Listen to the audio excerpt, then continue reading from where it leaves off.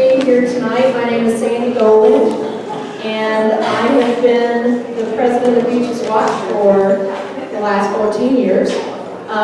For those of you who are not familiar with Beaches Watch, we are a nonpartisan, nonprofit civic organization here at the beach. Our membership consists of Atlantic Beach, Neptune Beach, and Jax Beach residents.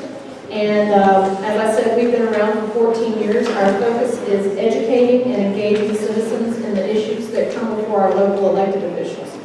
And we do these meetings to help educate our community on the things that are going on that impact our quality of life. So we're glad to have you here tonight. This should be a very interesting, very good meeting. First of all, let me just say that Senator Bean was supposed to be here tonight, but he had a family emergency and his mother is in the hospital, so he is not going to be here tonight, but we certainly wish her well. And we know that Cord will be able to cover for Aaron really nicely. And before we get started with our program, I want to recognize the elected officials we have here in the audience with us tonight. We have Atlantic Beach Mayor Ellen Glasser.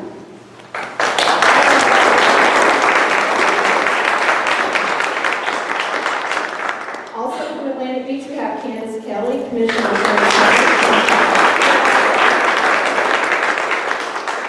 and Atlantic Beach Commissioner Brittany Norris. And then we also have the Assistant City Manager, Kevin Hogan, from Atlantic Beach. And then we have the City Manager, Joe Garrity, from Atlantic Beach. So Atlantic Beach is very well represented. And then from Jacksonville Beach, we have City Councilwoman and Mayor Pro Tem Janelle Wilson. From Neptune Beach, we have City Manager Andy Hyatt. Also from Neptune Beach, we have their City Attorney, Patrick Krachowski. And then from Senator Bean's office, we have Joe Endicott, who's here tonight. Okay. I hope everybody picked up an agenda when you came in tonight, because we have some information on here that we hope you'll take into account. On the back, we have the contact information for our local elected officials, so if you ever have any questions, comments, or concerns, you know how to get in touch with them. And then also just want to mention that we are videotaping our meeting tonight, so if you know anyone who wasn't able to attend, they can go to our YouTube channel or to our website and they can see the meeting. Also, we are a membership organization. Our membership is very minimal, but it just helps to support the things that we're doing on a regular basis. And we have a Fletcher, for example, we have a Fletcher High School scholarship that we're going to be giving out this month.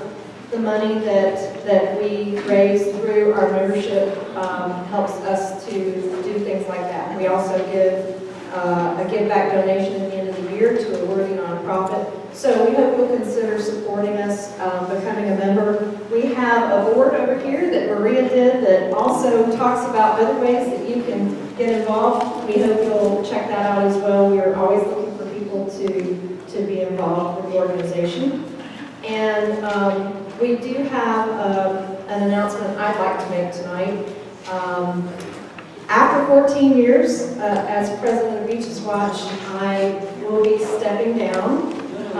Effective temporarily. Because I'm running for Jacksonville Beach City Council.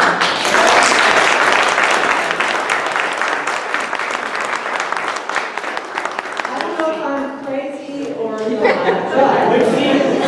but District 3, Seat 6, so it's the Northern District in Jacksonville Beach. And anyway, I know that's going to take some considerable time. So I feel like I need to step aside and focus some time on that. I will stay involved with Beaches Watch. I'll stay on the board of directors, but Maria Mark, who is behind behind the camera. She is going to be our interim president.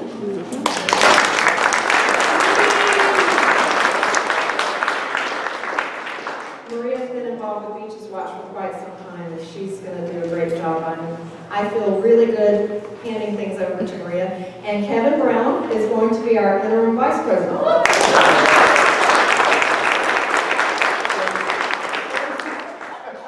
So, Beaches Watch is in good hands, absolutely. Also want to mention that Maria is also going to be organizing and moderating the candidate forums. That's one of the things that I think that Beaches Watch does. It's a huge service to the community, and it's something that I was involved with in the past, and so I will not be involved with that. I'll be on the other side this year, so I'll be in the hot seat. But Maria will be doing that as well. So I know she's been in the hot seat, so she knows what's involved in that. So also a couple of announcements. Jack's Beach is doing a hazardous waste collection this Saturday. Just wanted to make sure you guys know about it because that's a wonderful service to take advantage of. And then, if you've never done it, Jack's Beach has a Citizens Police Academy, and I know Atlantic Beach does as well. But Jack's Beach has a youth Citizens Police Academy, and so for any of you who have kids that are in the 8 to 12-year-old range, would be a great experience for them, and they're taking applications right now, so we encourage you to take that into consideration. It would be a great experience. And then last but not least, in our June meeting, we're going to have Board Representative Scott Shine. So that should be a really interesting meeting. He's going to be talking about the schools, the Duval schools, what's going on, and I think it will be a really good meeting that we plan to come out. So, are there any other announcements real quick before we get started? Then I will turn things over to our Representative Court Bird, who is here tonight. He's going to be our one-man show. And I would like to ask everybody to please hold your questions until he's done with his presentation, and then we'll have questions after that, and hopefully that will help to move things along a little bit. So I'd like to welcome Court Bird.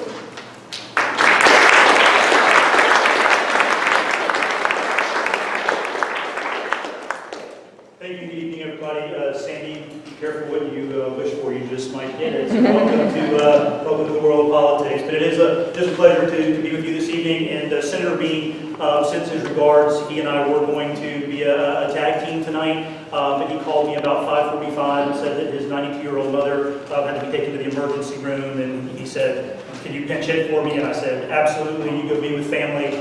So he did want me to pass along his regrets because he loves Beaches Watch. He wanted to be here tonight. We have a lot to talk about. So, like it or not, he got me for the whole hour. So I am your state representative. District 11 covers all of Nassau County, the 3 Jacksonville beaches, and part of the north side. So if you're familiar with the north side of Jacksonville, everything east of Yellow Bluff Road up Heckscher Drive. It is the most beautiful drive in the state of Florida. That's my opinion every chance I get. When I go to the east side of Nassau County, I always take the ferry, and it's a beautiful thing to do. So if you haven't done it, please do. I know we recognize the elected officials, but I'm going to recognize the people who help me do what I do. So my wife and 4-year-old daughter Lexi are in the back.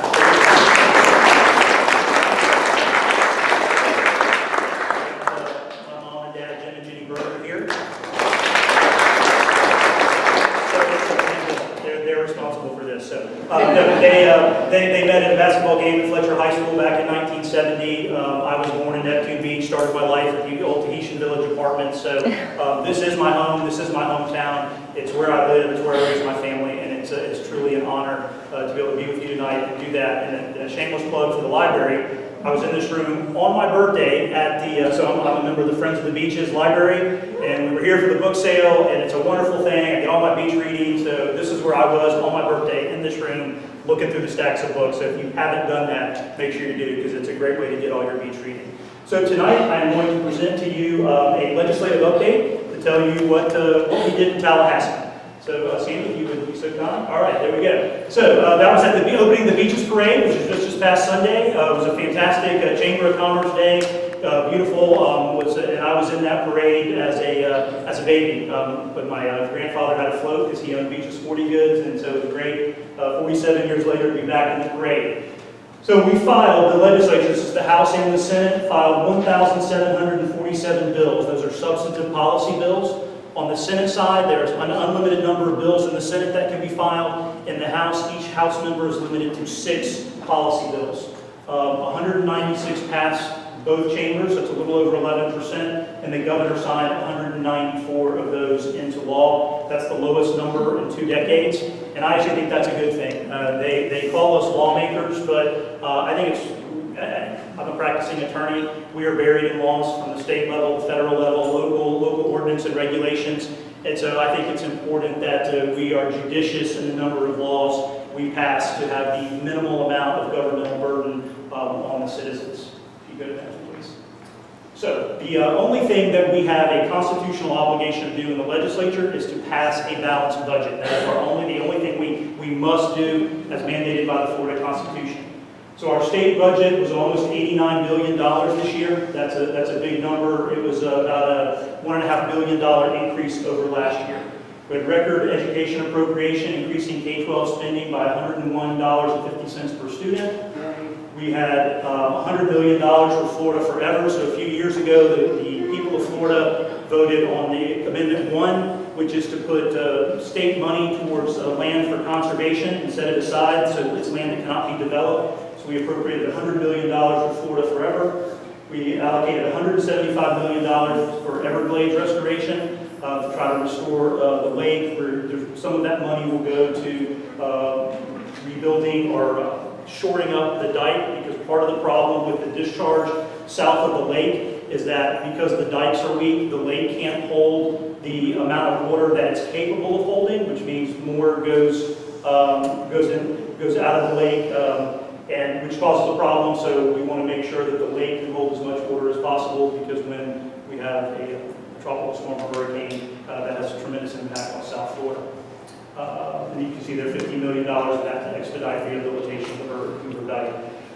With over $30 million for various water projects across the state, one of which came right back home to Neptune Beach, which has stormwater abatement, but it is not only beneficial to Neptune Beach. This is the Florida Boulevard Water Project. It also benefits Jacksonville Beach and basically all the residents of the beaches. So when we do have a storm, it will help the water get out faster, and that is a hurricane evacuation route, so it's important that roadway be clear in an emergency.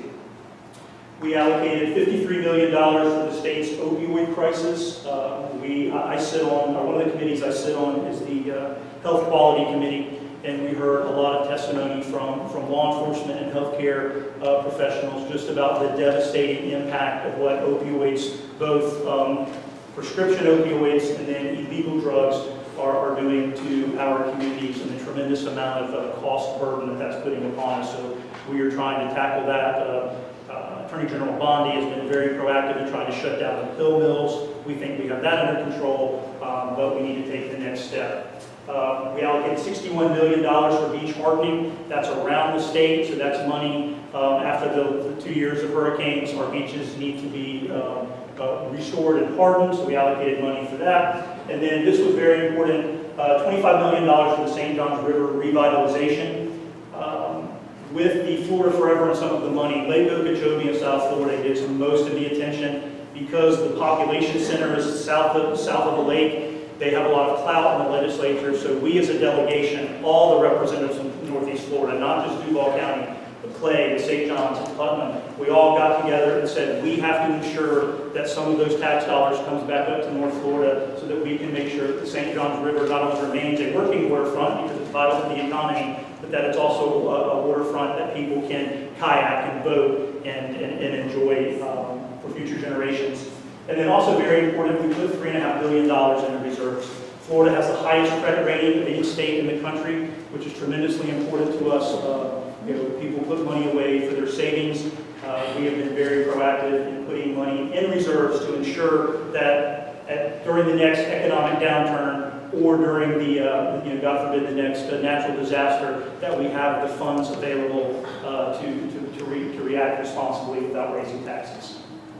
And then you can see the pie chart kind of gives you the breakdown of 42% of our budget goes to essentially Medicaid, 28% to education, 7% to general revenue, natural resources 17%, and the justice, which includes the Department of Corrections, which is hugely expensive, is 6%.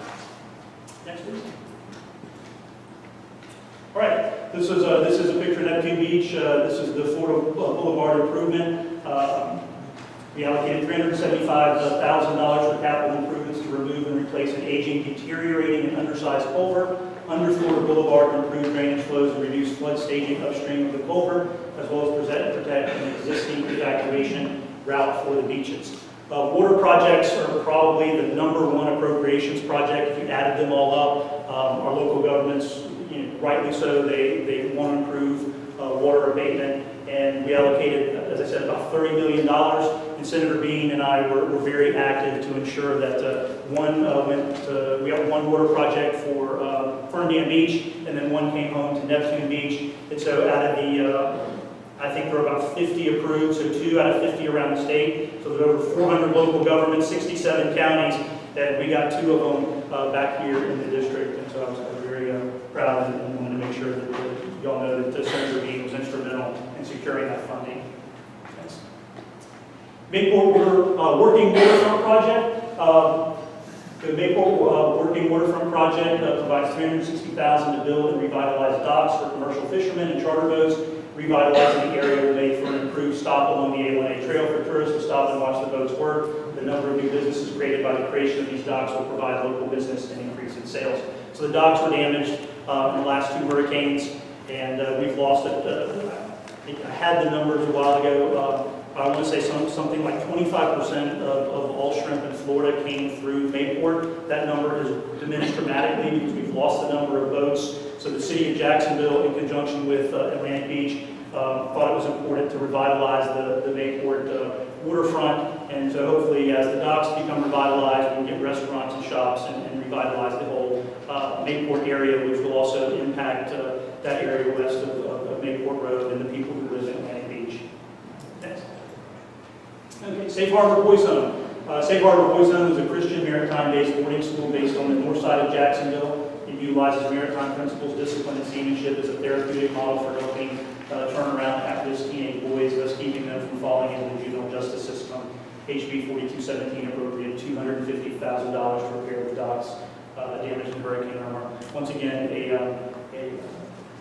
great program to try to keep young people out of the criminal justice system. I just last week toured the Lake Butler Correctional Facility, and prison is no place fun. And so the more young people, because we met with some of them, and Representative Kim Daniels, who's a representative also here in Jacksonville, we toured the prison together, and part of the criminal justice reform movement, which I think is vitally important. I sit on the Judiciary Committee, Civil Justice, and was Vice Chairman of the Justice Appropriations Committee. And so we are trying to find ways to keep people out of prison where they become better criminals and make sure we divert them out of that system, because there is, you hear sometimes in the media they talk about the school to prison pipeline, and that is a reality. So this is one of the programs amongst many in the state that where we try to divert young people out of the criminal justice system. 5-star veterans.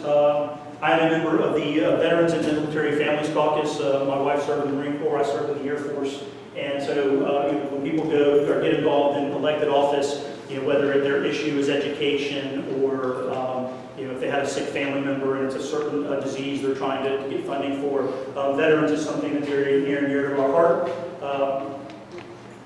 Florida will soon overtake Texas to have the second largest veterans population in the United States, only second behind California. And we have made it our mission in the state legislature to say that when we say that Florida is the most veteran-friendly state, that's not just a slogan. Many times, and what we're hearing from veterans, of which there is a large percentage in Northeast Florida, that they're used as props during campaign time, and then there's no actual work and help coming their way. So there is the 5-Star Veterans Center, which is over in the Arlington area, so it's not in our district, but I go to church with Colonel Warfolk, who's a retired Marine Corps fighter pilot, and started talking to him about what we can do to help veterans transition out of the military and back into civilian life. They actually get very little help and training from the military when they leave, so whether you're an admiral or an able seaman, you're basically processed out and say thank you for your service, and they send you on your way. And many of these men and women are dealing with the effects of PTSD from their service, or just difficulty transitioning from a very regimented lifestyle into a lot of freedom. So the 5-Star Veteran Center gives them a place to go that helps them get jobs, helps them get training and transition back into civilian life. And even though it's not in the district, it was important to me because we are a military community, and everything we can do to help our veterans who defend our way of life is vital. Thank you, Sam. Dolores Barr Weaver, Girls Matters, another program that I've sponsored appropriation for the last 2 years. This is a continuity of care Girl Matters project, which was appropriated $375,000 to provide intensive wraparound services for girls and their families who are involved in the judicial system, and saves the state of Florida significant funding by preventing girls who do not pose a public safety risk from being committed to costly residential programs. For every third girls prevented from being committed to a commitment facility, the state avoids costs totaling $1.3 million. We had a lot of heavy issues in the legislature this year. One of them was dealing with human trafficking and sex trafficking.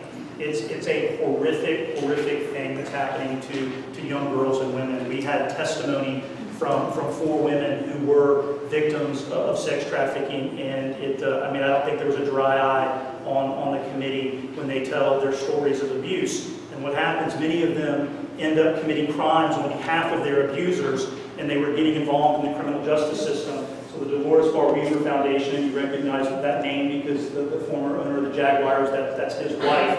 And so this is just an amazing project. I've met some of the women that have been kept out of prison and have turned their lives around. It's just a wonderful program. I've been proud to sponsor that legislation the last 2 years. So our tax cut package is the Florida First tax cut package. This just lists some of the things we were able to do. So we provided relief for military members, farm owners, small business owners, students, the Bright Futures Scholarship. So I served in the freshman class with Amber Mariano. She was the youngest person ever elected to the Florida House of Representatives.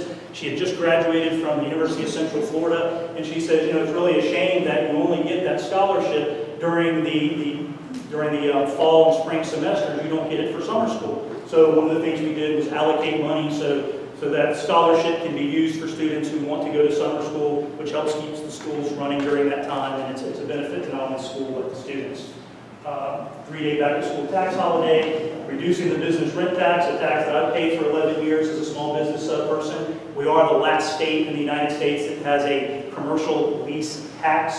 We only reduced it last year by 0.1%. We only reduced it this year by 0.1%. It's not moving fast enough, but our goal is to get that down to 0 because it does make us more competitive and makes it easier for entrepreneurs to open and start businesses. But a hurricane reconstruction tax exemption, disaster preparedness sales tax holiday, $1.6 million for veterans in Florida with updates to veteran-specific ad valorem exemptions, and there's a proposed constitutional amendment along with 12 others that will be on the November ballot. Pack a lunch on that day and go to vote because it's going to take some time, and that will protect taxpayers in Florida's long-term economic future by requiring a supermajority vote of the legislature before any new state taxes are imposed.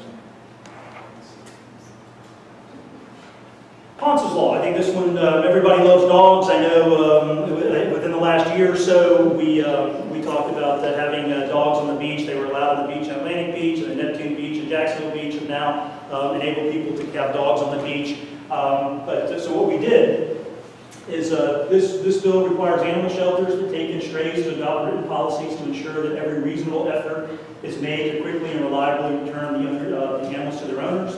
The bill allows a court to prohibit a person convicted of animal cruelty from owning, possessing, keeping, harboring, having contact with, or having custody or control over any other animal. And the bill also increases the severity ranking from aggravated animal cruelty from a level of 3 to 5 on the offensive chart. Ponce's Law was named after the dog Ponce, and this was a story that came out and a dog that was horribly abused, and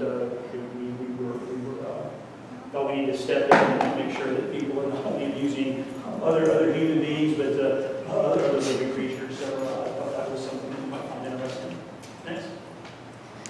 House Bill 53, Coral Reefs. This bill passed the House 107-0 and signed by the governor. And it establishes the Southeast Florida Coral Reef Ecosystem Conservation Area. The conservation area includes the sovereign submerged lands and state waters offshore of Broward, Martin, Miami-Dade, Palm Beach County from St. Lucie Inlet to the north, and the north to the northern boundary of the Biscayne National Park in the south. So this protects those natural reefs. And then I spend a lot of time talking to the fishermen here locally, and we've done a remarkable job with our artificial reefs. And from the reports I'm getting from the divers and fishermen, that those fish stocks are coming back. I see Kevin Brown nodding his head in agreement. In fact, I had one individual recently tell me that he's a diver, and he said, you got to kick the red snapper out of the way, there's so many of them. And so we're trying to work with our officials in the federal government to loosen that up so we can, so that those fisheries can be opened back up. Okay, this is the one I'm sure you all came to hear about tonight, the possession of real property, House Bill 631. So this is something called the Beach Access Bill, and so I'm going to spend probably a good deal of the rest of my time talking about this. So, Florida's Constitution, Article 10, Section 11, states, the beaches are held by the state by virtue of its sovereignty in trust for all people. No legislation, including HB 631, can change that. So our beaches are protected for public use and held in public trust constitutionally. I consulted leaders from all three Jacksonville beaches and Fernandina Beach to confirm that this legislation does not impact our beaches. So I remember as a child, and many of you probably remember, that we have the seawall. Remember the seawall? We had the big granite stones that were out there for the breakwater. I remember those. The property, the oceanfront property that we have, is deeded and platted behind the dunes that we now currently have. So you can't be on the dunes. That by local ordinance, that's against the law. So people don't go behind the dunes and put out their sea chairs. So everything in front of the dunes is public land. By customary use, you have access. No one can prevent you. Let me be clear. No one can prevent you from going to the beach, putting out a towel, and laying down a chair.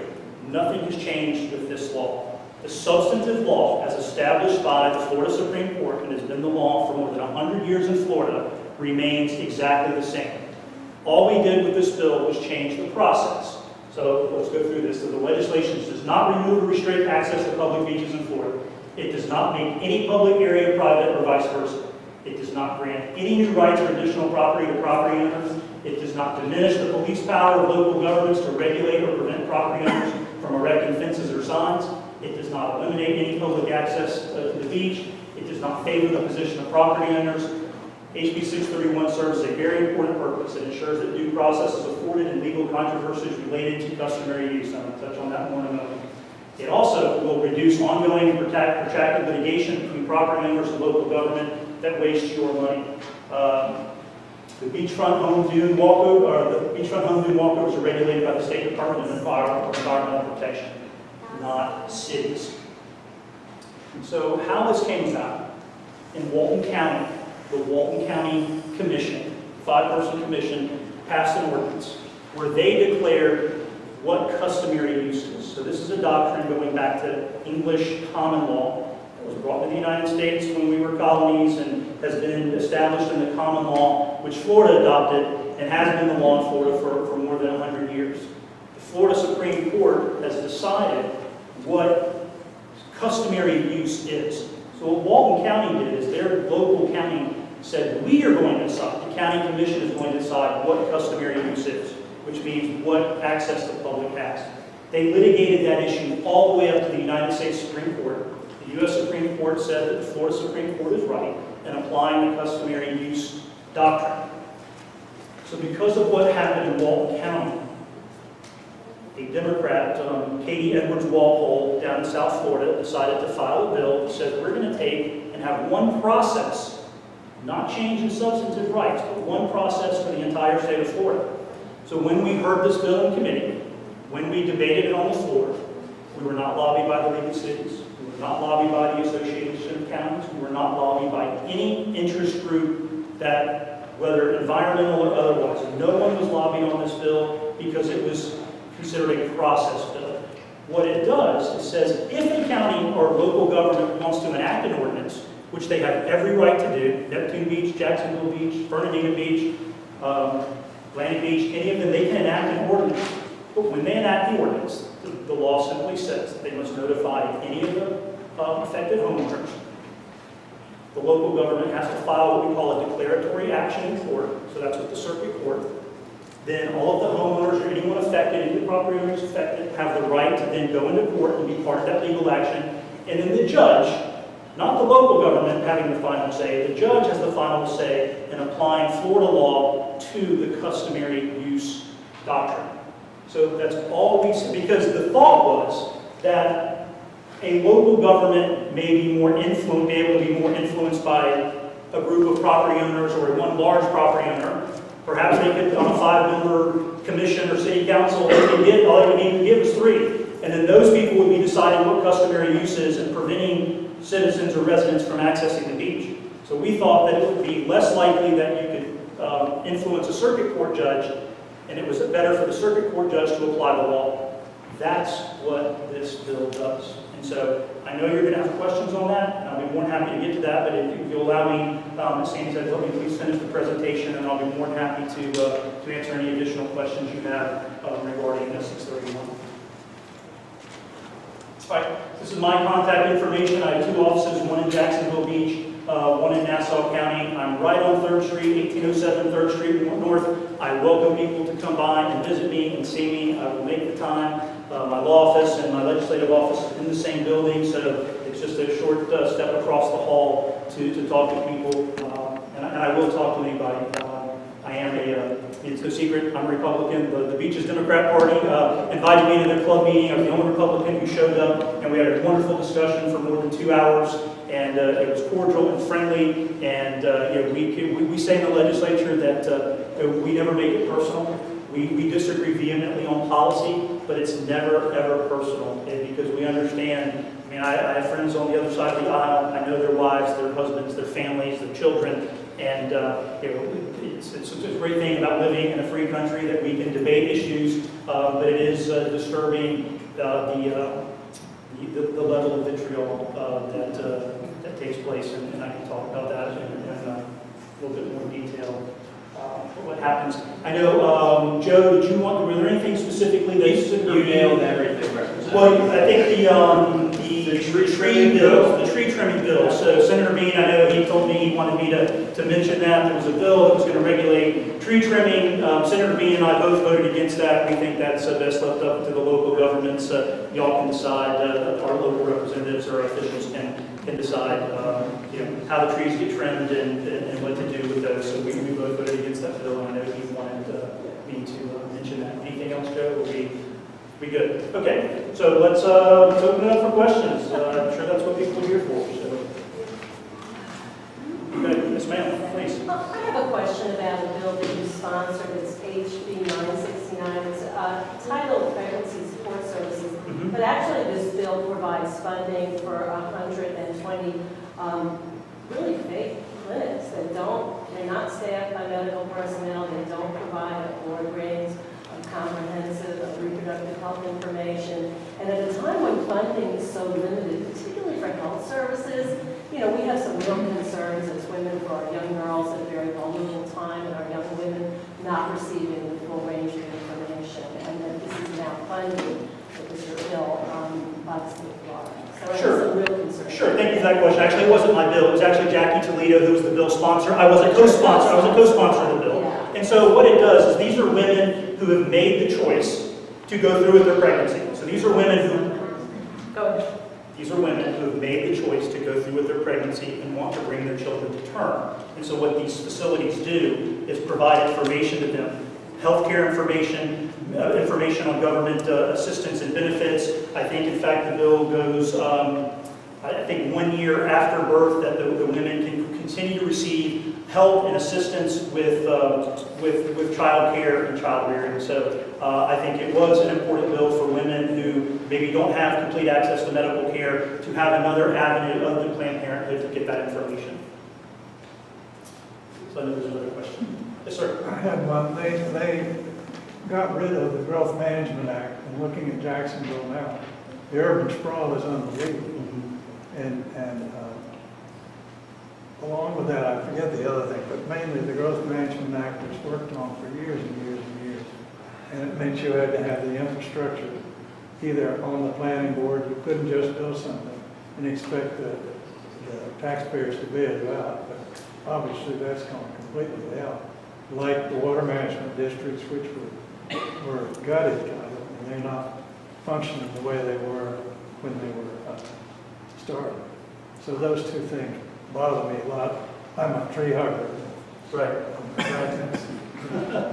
Well, I mean, as you can see, we're putting hundreds of millions of dollars towards preserving our natural resources. I mean, it's, I grew up on these beaches. I live here now. I don't know that I classify myself as a tree hugger, but I'm out there kayaking, I'm out there swimming, and so, we want pristine waterways and beaches.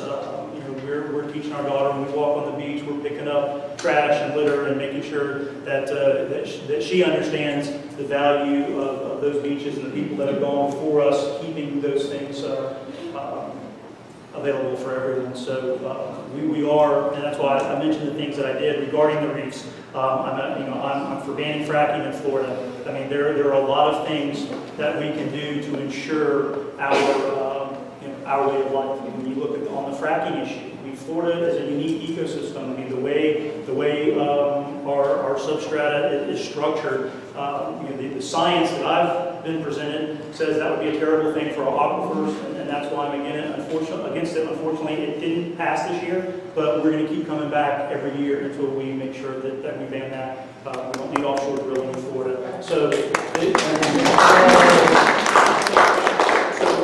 there are many areas of compromise that I think we love Florida. I mean, we always brag about we live in the best state in the country, and that's not just saying that. I mean, we are truly blessed as Floridians for the natural resources that we have, and our legislature is committed to preserving them. Yes, sir. Yes, Mr. Bird, I have a question about the educational budget. Mm-hmm. I see you have like about 28% of the budget. That's a huge slice of the pie, but also I see you allocated $101.50 for new money. Right. Now, my question is that COLA? Is that cost of living adjustment, or is that really an increase? So those are real dollars that we real increase. Dollars. So it is the largest increase in the education budget, and it was there are every agency that comes before. So I sit on the Justice Appropriations Committee. Okay. Whether it's the state attorneys, whether it's the public defenders, whether it's the court system, whether it's the Department of Corrections, everybody wants more money, and I get it. We could triple our budget, and we wouldn't meet the needs of everybody. So I understand that there's people that say we need more funding for education. I don't disagree. I'm a product of public schools. I was a public school teacher. My mom worked for Dade County Public Schools for 25 years. So but I am also for school choice. I think the parents should be able to decide for their family and for their children the best place for their children to go to school, whether that's public school, private school, homeschool, charter school. And so these are going to be ongoing conversations, but I know that Duval County just released some numbers. I met with the school board last week at Rains High School.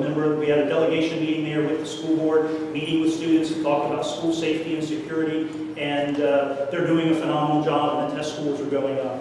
So we will continue to try to meet those funding needs, but I'm not going to sit here or stand before you and tell you that that we got it perfect. We don't, because every agency needs more money, and it's our job to, at the end of the day, sit down with the budget and allocate those dollars to make sure that we're meeting our needs. I can tell you on the Department of Corrections side, so hepatitis C is rampant in our prison system. So the federal court said, Florida, you have to treat every inmate in Florida with hepatitis C. That was $50 million that they mandated. And so I know that the local governments sometimes get frustrated that the state mandates unfunded things upon them. We get unfunded mandates put on us by the federal government. So what I'm trying to say is I recognize the need for more money in all areas, and hopefully that as the state continues to grow, we will be able to meet those needs. Well, thank you for your answer. Yes, ma'am. Just to follow up, the $101 per student, is that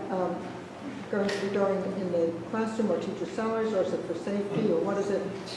It's for all of those, and we allocated $400 million after Parkland to school hardening and school safety. So $401 million of the budget. So yes, that $101.50 is allocated across. It's an average of all of the students, but that money includes teacher salaries, it includes school safety and parking. So yes, that's big. So we weren't expecting. We were during the session. Things were humming along, pretty mundane session, and then February 14th it's in Parkland, and it stopped everything in the legislature. Everything stopped, and to address that situation. And as I said, we had to come up with $400 million. I mean, we were far along in the budget process, and then to have to say, okay, where are we going to take $400 million to try to ensure that our children are protected in the schools? So, but that $400 million figure is included in the $101.50 average. Yes, sir. Yes, sir. I have a question about the Bayport waterfront. Yes, sir. I operate a nonprofit. We train disadvantaged youth at risk to become merchant seamen. We get roughly 50 dropouts for the school year, and we get our starting salaries about $45,000 to $50,000. Really?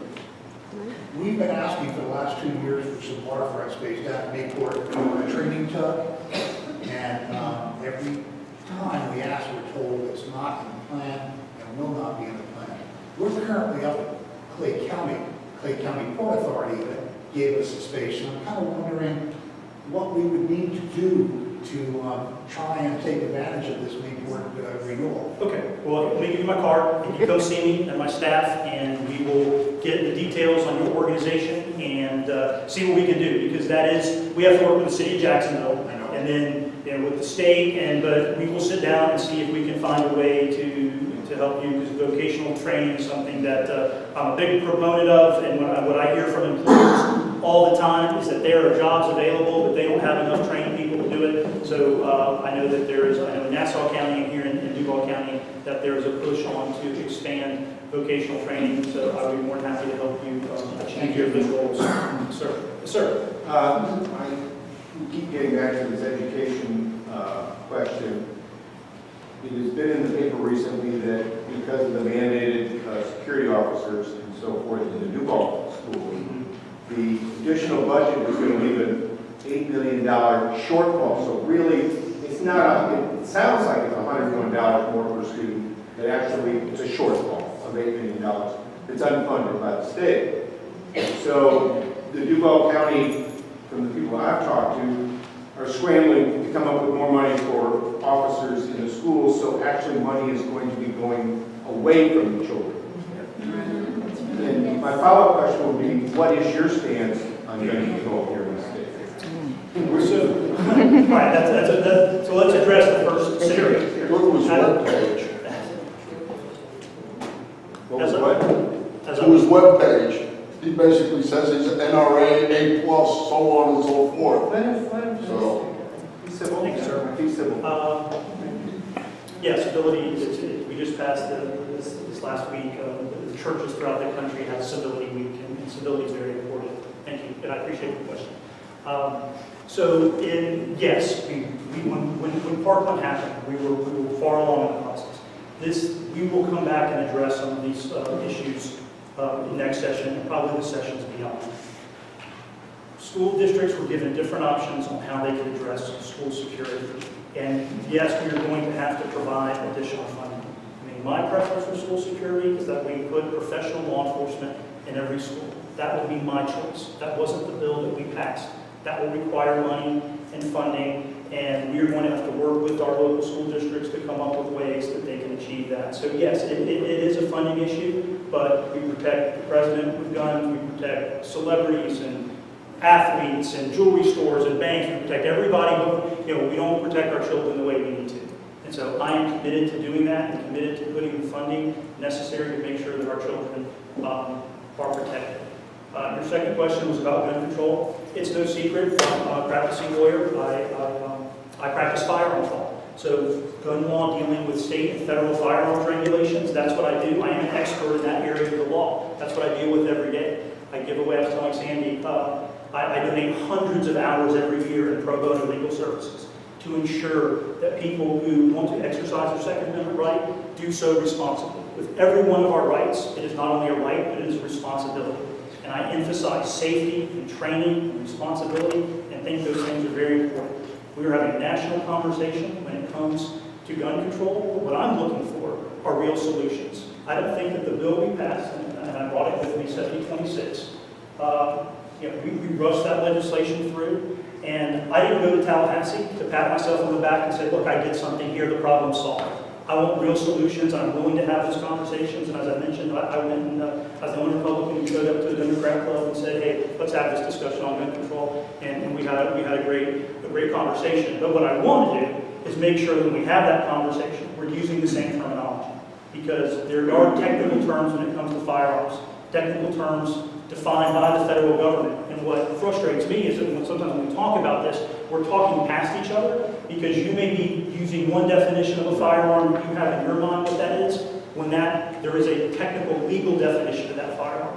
So we can have that conversation. We will continue to have that conversation. But in my 20 years of experience in this area, mental health is critical. And we see in every one of these mass shootings, it has been a child or an individual who has a mental health issue or in some instances terrorism. And we have got to get a grip on mental health, which is why I supported the budget, puts additional funding in those areas. But just passing more laws is not always a solution. Nicholas Cruz should have been stopped. He should have been Baker-acted and committed to a mental institution, or he should have been arrested. But we had a failure at the federal government level, we had a failure of DCF at the state level, we had a failure of the local school system, and we had a failure of the Broward County Sheriff's Office. All four of those entities are tasked with executing the law that the legislature or the federal government passes, and they all fail. So my question, we passed another law. Well, how can we guarantee that the new law that we passed will succeed when the laws that were already on the books that should have prevented Nicholas Cruz from getting a gun or harming other people didn't happen? That's the answer to the questions that I have. So one of the things that this law does do, which I am a proponent of, is that it creates a commission that includes family members from some of the parents of the children that were killed in Parkland. It includes law enforcement officers. It includes Senator Lauren Book, who's a senator from South Florida, is on that commission. And they're going to do a deep dive into this. So we can try to figure out and get a grasp on what is the best way to prevent this from happening in the future. And it will happen again, but we can do things to minimize the scope and the impact. I've spent time traveling the country. I have talked to law enforcement officers in numerous states. I've researched states that have more strict gun control than Florida, New York, Illinois, California. And when you look at their mental health laws, they're very similar to ours. I mean, mental health is a very, very difficult area for government to come in and wrap their heads around because it's so different for every single individual. I get contacted by veterans regularly that say, I am dealing with PTSD from the trauma I experienced during the war. But yet I am afraid to go get treatment from the VA because I'm afraid I'm going to lose my constitutional right to keep and bear arms, to be able to defend my family, to be able to go shooting with my dad, to go hunting. So I think it's a false choice to make someone choose between getting mental health treatment and losing a constitutional right. We can figure this out, but we've got to get past the demagoguery, get past the vitriol, and quite frankly, the politics of this. I will tell you, when this happened, when the students came up there, my office, we received phone calls from people saying, I know your daughter is Lexi, and I know you have a son, Dominic, and I hope they get shot and killed with a gun so you know what it feels like. I had my staff abused by people. We spent a half hour one day listening to calls from all over the country, horrible, nasty, vile things. We had staff members spat upon. We had elderly people pushed and shoved. We cannot have a real conversation in this country about gun control if that's the level of rhetoric that we're going to have. We're entering an election year, and we have to decide as citizens how we're going to react and respond to each other. I will go anywhere and talk to anyone, anytime about this issue. I am not afraid to have the conversation. and I hope none of you will as well. But I'm willing to do it in a civil and respectful manner, just as you asked your question. And so if we're able to do that, then I think we'll make some progress. If we can't, then we are going to be stuck in our respective camps, and we're not going to be able to do the things we need to do to protect our kids. Yes, ma'am.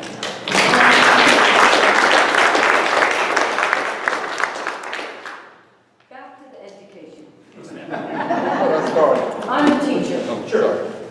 and I'm not going to feel any more secure at my school when my kids don't have books to learn. The children that are coming up in the world, they are, I'm sorry, but I don't teach in the beaches, so it's a whole different clientele. I have students that are 8 miles from here, they've never been to the beach.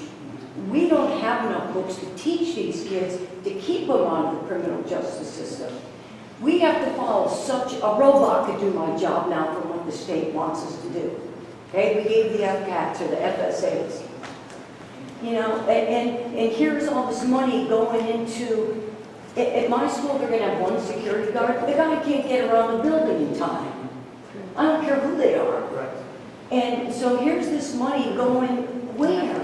When I can use it in my school alone, I'm in a Title I school. Right. You don't see, they cut my budget for us to get a librarian. So where's all, I don't understand.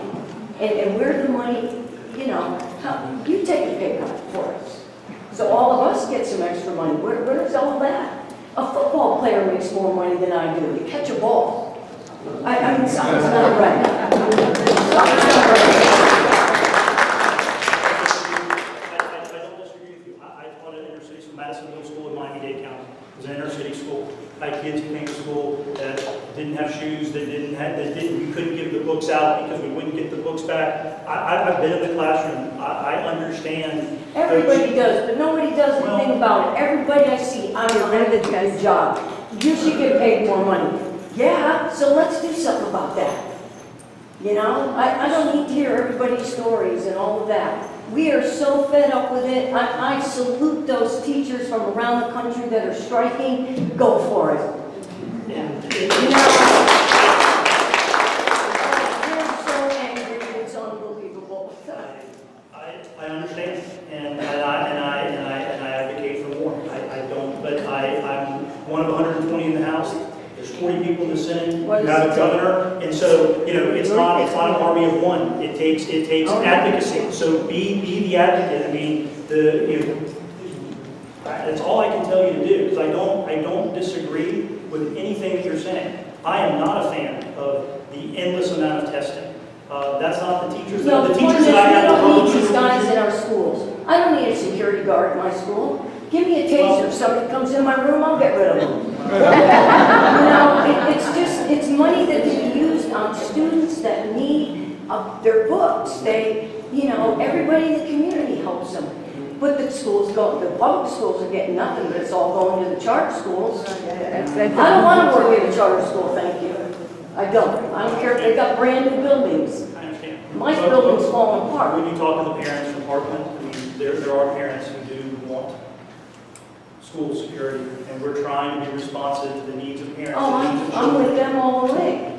But they want security in the schools, and we took a first step to try to respond to that, and it's not a last step, it is a first step. And so we need to put, listen, I'm not a law enforcement officer, I'm not a school safety expert. I have to rely upon law enforcement and professional security people to tell us, do we need a single point of entry? We've heard, do we need metal detectors in the school? Well, those cost money, and then you got to hire somebody to man the metal detector. So with every solution comes more costs, and we're going to have to, these are the conversations that we're having, and like I said, Parkland happened February 14th. Our session ended May 9th, or March 9th, I'm sorry, about a few weeks later. So just based upon the timing, we are only by law in a 60-day session. We don't serve all year round. And so we will come back and address this. So please, you're making your voice heard. I am listening to you. I am here. And I don't disagree with the things you're saying at all. But it's been going on for years. I was just going to say, when you get rid of testing, because you can do it. You can do it. It probably just takes a good person, and I think you could do that. But I also think you should teach gun safety and civics. Yes. We need civics and history and all that back in the schools too. We don't teach social studies It's been anymore. taken away because of those crazy FCAT, whatever tests that, and Common Core. Get rid of all, Yeah. and then, Agree. okay, and I got one more thing. I was a PTA person my whole life, okay, not a teacher, but we also need nurses Yes. and psychologists. Let's put all that. We In can each do all that. feeder pattern, so that these people can follow those kids from elementary through high school. So you've got them working together as a team. And I think some places in South Florida were working, I hate this South Florida, North Florida. I think that's worse than Republican and Democrats, because I've been down there, like you, I grew up there. So anyway, if you can do that, that would be good. If we could get off education, I just want to know what the issues are on the beaches, what you're talking about, that are going to go to court. What was that big Sure. about? So, How's that? there's a doctrine called customary use, which deals with property. And what does that mean? So customary use is if you have a piece of private property, it doesn't have to be on a beach, it can be anywhere, but we're talking about beaches, so we'll leave it there. If the customary use of that beach has, even though if it's on private property, the customary use has been that the public has access, then it will continue to have that access. If there is a legal challenge, if a dispute arises between the property owner and the public, and that issue goes to court, we're saying that the judge will apply the law as decided by the Florida Supreme Court and upheld by the United States Supreme Court, and that a local government can't be the final decision maker when it comes to application of customary use. Okay, can you just give me 2 examples?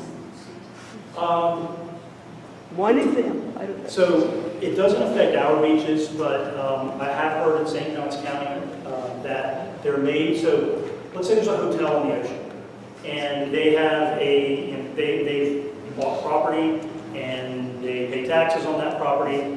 They could prevent someone from putting a beach chair on that property. They can do that before this bill, they can do that after this bill. But if the customary use of that land was to use it as for the public, then if the local government, if this property owner went to the local government and said, hey, we want you to pass an ordinance that says no one has access to this beach anymore, this is our land. And the local government said, yeah, we're going to do that, we're going to pass this ordinance right now. Before this bill was passed, that it would have ended there, and you would have had years and years and years of litigation over that issue. With this law, if the local government passes the ordinance, by law, they have to notify all of the affected property owners to give everybody an opportunity to intervene in the lawsuit. That lawsuit then goes to a circuit court judge, so it would go downtown, and the judge would review the ordinance, hear evidence presented by the local government, hear evidence presented by the property owners, hear evidence as to customary use from the public, and then apply Florida law to that issue. And so what we didn't want was a patchwork of, well, in Neptune Beach, it's one ordinance, and another beach, it's a different way, and they get to decide it here, and somebody else gets to decide it over there. All we wanted to say was that when it comes to process, that in the state of Florida, there will be one process to resolve all of these disputes, and that process will be decided by a judge who is less likely to be influenced. The other thing it does, and I don't know, maybe someone here knows how many homes are on the ocean front in Neptune Beach. I'm just going to say it's 30. I don't know. I'm just picking a number. Before we pass this law, if Neptune Beach passed an ordinance, they could conceivably face 30 separate lawsuits. Patrick's a wonderful lawyer, but I don't know that he wants to go defend the city in 30 lawsuits, which is expensive and time-consuming, and you could have 30 different depositions of your local officials, and that's not what they need to be doing with their time. So because of this new process, it all gets done in one time, one judge, the same evidence, the same amount of time. That's a benefit to the taxpayers, and I think that's a good thing. But unfortunately, like so many issues, they're easily demagogued. This is a technical issue. You're talking about the state constitution, you're talking about environmental control lines, you're talking about mean high water lines, and so it gets confusing. I understand that and recognize that. I have tried to put out as much information as possible on my social media. I've spent hours and hours meeting with people who are concerned about this issue, not only at the beaches, but in Nassau County. So I understand it, and I'm willing to take the time so that you understand it as well. I would be out there with pitchforks if I thought somebody was going to take away our beaches. I would. I grew up on these beaches. I live here. We enjoy it, and we're going to continue to enjoy it. You have my word on that. But they only own to the mean high water times, right? High water mark. So if the tide is out, I can go put my chair down by the shore. Sure. So if our beaches were not affected at all, because on Right. the So seaward I'm side of the talking- dunes, I'm talking about the hotel that you gave. well, even if you take One Ocean, I mean, there was a news story, the news reporter came out and made the dramatic scene of going and standing in the water, and the implication of the news article was that, yeah, if you're not a property owner, you're gonna have to plant your chair in the water, and good luck with that. And I've had people call and say, well, wait a minute, what if I'm walking down the beach and the tide is out, and I'm 2 miles down and the tide comes in, how do I get home? You always have the right of traverse on the beach. That's not an issue. You're going to be able to continue, you're going to do that. But that being said, we can't legislate a property owner being a jerk and trying to, because we've heard examples of people trying to say, get off my beach, this is my beach. They can do that before this bill, they can do that after, and if it becomes a problem, then the local government can deal with that with their police powers on regulating fences and signage, or they can pass an ordinance to deal with it. So it will, if that dispute arises, and I don't think it's going to, but if it does, at least not here locally, it may happen in some other part of the state, but if it does, it's going to get resolved by law, which I think is a good thing, as opposed to having just the local government do the final decision. Yes, ma'am. I have kind of a two-part question. As an attorney that represents several of the 100,000 people and growing in the medical cannabis registry, and the issues in Tallahassee that we're having, specifically with the registry. Now with Jacksonville Beach, Neptune Beach, and Atlantic Beach all now not having a moratorium and allowing for dispensaries to potentially be here, what has been your position, or what has been, your advocacy for patients in Tallahassee, and how do you see our beach being protected for safety purposes for cannabis patients? And with the expectation that a dispensary will be on one of our beaches here in the near future. Sure, I thank you for the question. So as I mentioned earlier, I said on the last 2 years I've sat on the Health Quality Committee, and all of the issues pertaining to the implementation of the medical marijuana constitutional amendment have come through that committee. So Mr. Bax, who's the in charge of overseeing that, we've had, he comes and presents wonderful testimony, and he's the person tasked at the state level to do that. So he's giving us continual updates on how that's being implemented. I know we heard testimony about problems with getting the cards, the IDs, and so we are staying on them to ensure that the will of the people to have access to medical cannabis, that they have that. I am a proponent of that. When this bill was, or when the amendment was being considered, I have a friend who's my age that had stage 4 cancer. She's now passed away. And she told me, she said, Cord, the only thing that gets me through the day is being able to have access to these medicines, and that I don't want to be made a criminal. And so I agree with that. But with the implementation of any new law, especially with something like this, and we heard testimony from the cannabis czar in Colorado and what Colorado had done, and some of the challenges and difficulties that they faced, and they have a much broader law than we do. But we were trying to learn from what other states did, and that's what's an amazing thing about having 50 states. We can have 50 different laboratories of innovation, so we can see what states are doing right and what states are doing wrong. But the legislature is committed to ensuring that patients who have true medical issues, I don't want to see us open up to full legalization of marijuana. With the information that I've received from other states is that it has not worked out the way they intended it, but absolutely on the medication front. But part of that is going to be getting the federal government to reclassify it, because we have heard from experts. We had one physician from Harvard, one physician from Yale, and they cannot do the testing necessary because of the federal regulations. So we hear, we hear from some people that there's no medical efficacy to medical marijuana. But then you hear from other people, but the people who are proponents say, well, the reason we can't prove it is because we can't test it, because the government gives us a degraded, or the federal government allows us to test in degraded form. So we, the states, and what's going to happen, I think, is more and more states pass medical cannabis laws, the federal government will have to change on this. And once we do that, then we will get the testing that we need. Just a follow-up question to that, both in the federal level and the state level, we have bills in front of the House of Representatives to decriminalize small amounts of cannabis, just in order to appropriate those funds to more poignant criminal matters such as our opioid epidemic and true, really heinous crimes that we need to be focusing on. With Jacksonville being the 4th in the nation in criminal traffic deaths and vehicular homicide. How is your view on those two bills that are before both the state and the federal government to decriminalize small amounts of cannabis, not medical cannabis? Sure. So there is, we heard in the Judiciary Committee, we heard bills to deal with civil citations. We're trying to expand civil citations, so if someone's not getting charged or punished criminally for minor crimes, let's say.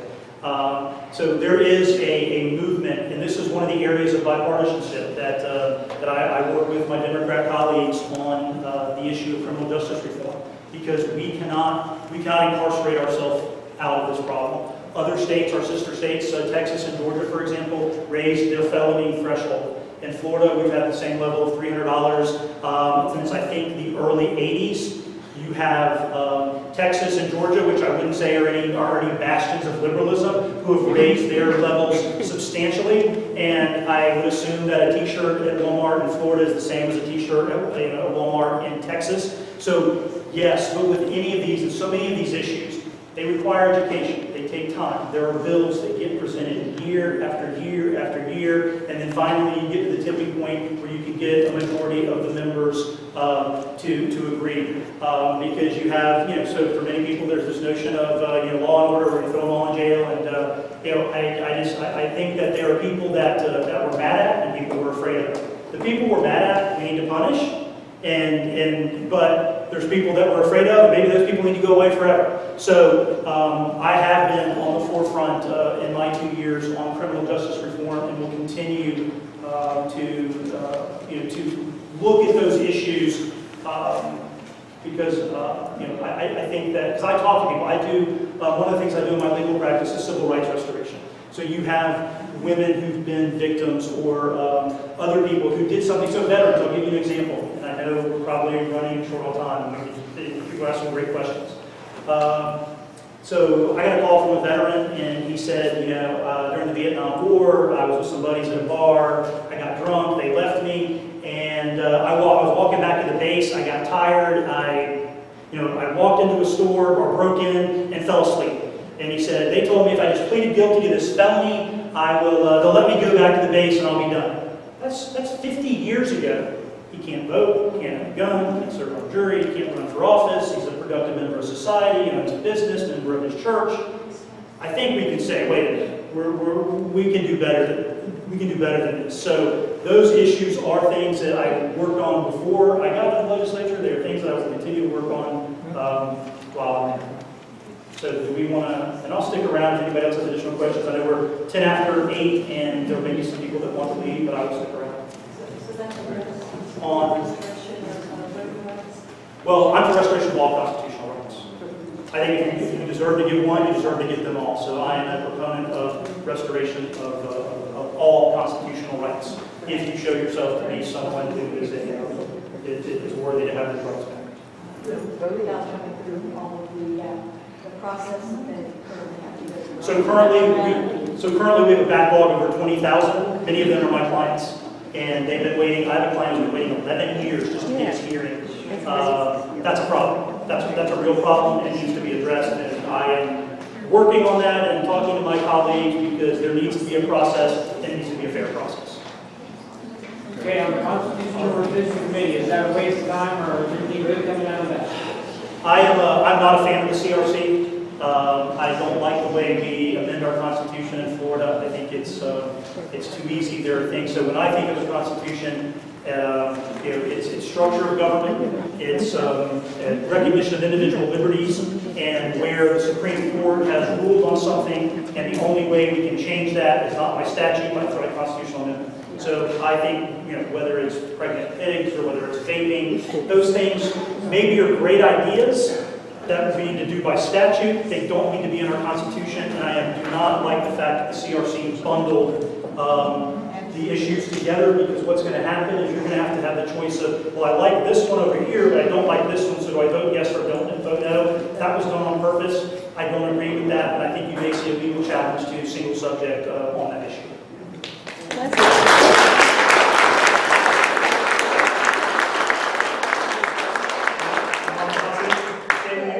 right, I'm officially taking over. Thank you. Thank you, guys. Thank you.